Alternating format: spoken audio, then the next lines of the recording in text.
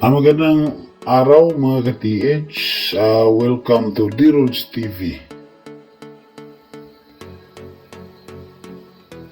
Can bring you to hidden treasure. Magandang araw mga kaibigan, mga ka-TH. Sumasa ibang isla na naman tayo. Nadayo namin ang ating kaibigan na nag-request. Naghukay sila noon gumawa sila ng septic tank ito.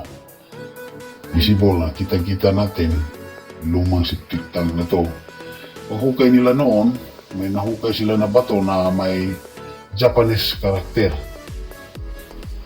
Pero sa kasamantalan hindi nila hinukay uli kasi na tapos na yung septic tank. At napag-isipan nila na malaking trabaho pag kanilang sinira ito. Kaya binabili ka namin at pinadetect ng ating kaibigan.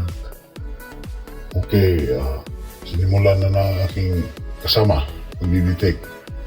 Dinidetect niya, sinisittings niya na diamond. Okay. Umiikot. Malakas ang detection sa simula. Pagkatapos sa unahan ay wala na. Wala na kahit isang ikot lang ng ating EKS Gold Range Long Range Detector. Okay, binalikan niya. Okay, hindi na naman umikot. Para may decoy. Bumabalik sa kabilang ikot. Mahina ang detection. Diamond setting. Ini setting naman natin sa gold. In-set up natin sa gold. Okay, medyo mahina ang detection mga ka-TH. Pero ayan lang natin. Mahina ang ikot. Siguro wala sa loob ng septic tank ang nakabuong kayamanan. Yun lang ay yun ay markings lamang, signs. Siguro wala sa loob ng septic tank. Okay mga ka-TH, tumuturo na naman sa likuran ko. I-try sa kiliran, sa kaliwang bahagi. Malakas ang detection doon. Mga 1 meter o 2 meters lang. Papunta silangan yan mga ka-TH. Yun malakas. Malakas ang detection.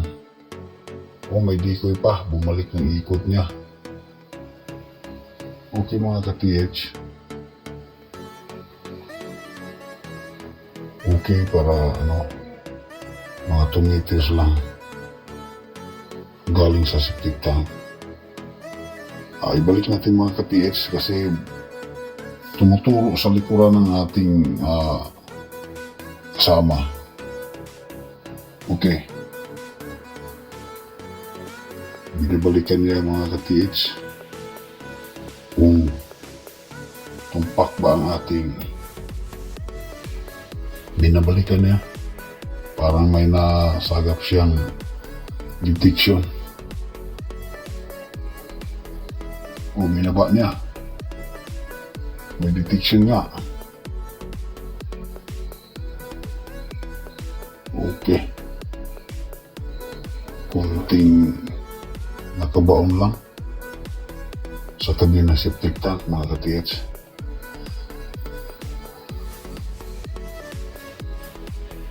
Okay, salamat mga ka-TH.